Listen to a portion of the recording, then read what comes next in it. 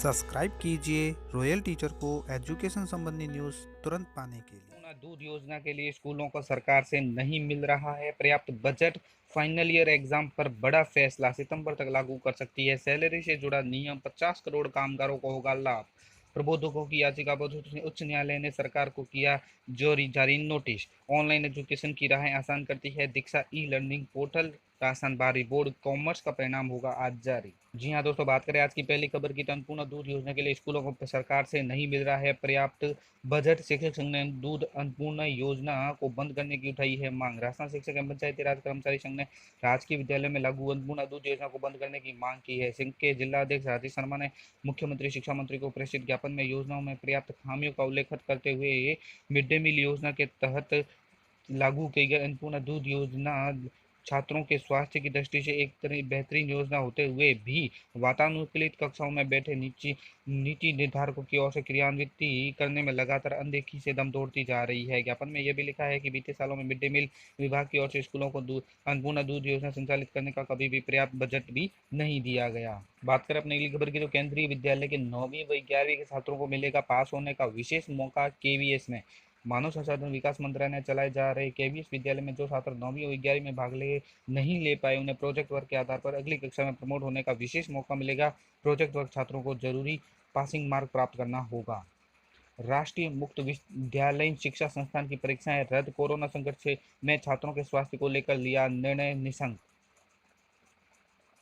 प्रबोधकों की याचिका पर उच्च न्यायालय ने सरकार को जारी किया है नोटिस। राजस्थान उच्च न्यायालय जयपुर में प्रबोधकों को पुरानी पेंशन शामिल करने के न्यायालय ने याचिका पर शुक्रवार को राज्य सरकार और शिक्षा विभाग में उच्च अधिकारी को नोटिस जारी कर जवाब मांगा है। प्रबोधक संघ जिलाध्यक्ष रविंद्र शर्मा ने बताया है कि छिपा बड़ौद ब्लॉक में कार्यरत प्रबोधक ब्लॉक सचिव ओम प्रकाश गौतम की याचिका दायर याचिका पर उच्च न्यायालय ने अधिवक्ता बलविंदर सिंह के पक्ष में रखते हुए कहा है कि राज्य में पंचायती राज शिक्षा के अधीन 1992 से 2002 तक नियुक्त पैरा टीचर, शिक्षा कर्मी, शिक्षा सहयोगी, लोक जुम्बिश कार्मिक व अन्य शैक्षिक कार्मिकों को अनवरत कार्य अनुभव के आधार पर स्थायी नियुक्ति प्रदान करने के लिए राजस्थान पंचायती राज प्रबोधक सेवा अधिनियम 2008 के अंतर्गत संपूर्ण चयन प्रक्रिया अपनाते हुए याचिकाकर्ताओं सहित राज्य के समस्त पैरा टीचर, शिक्षाकर्मी, लोक जुम्बिश कार्मिकों को सहित मदरसा शिक्षा सहयोगियों को वर्ष 2008 में प्रबोधक के पद पर नियुक्ति दी गई थी, परंतु राज्य सरकार ने प्रबोधक भर्ती को 1 जनवरी 2004 के बाद की मानते हुए चयन याचिकाकर्ताओं को नवीन पेंशन योजना में शामिल किया गया। इस पर दायर याचिका में अधिवक्ता बलविंदर सिंह ने पक्ष रखते हुए कहा कि याचिकाकर्ताओं को प्रबोधक भर्ती में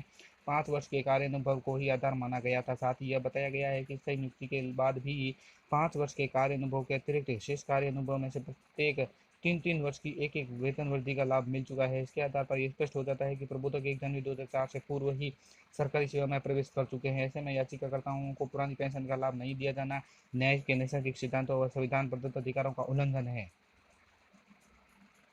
राजस्थान 12वीं बोर्ड कॉमर्स का परिणाम आज होगा जारी। जुलाई के अंत तक 10वीं का परिणाम जारी होने की संभावना। केंद्र सरकार का विश्वविद्यालय को निर्देश परीक्षा में शामिल नहीं होने वाले स्टूडेंट को दें दूसरा मौका। फाइनल ईयर एग्जाम पर बड़ा फैसला। मानव संसाधन विकास मंत्री रमेश पोखरियाल निशंक ने यूनिवर्सिटी को निर्देश दिए कि जो स्टूडेंट परीक्षा में शामिल होने में असमर्थ है उन्हें बाद में परीक्षा देने का मौका दिया जाए।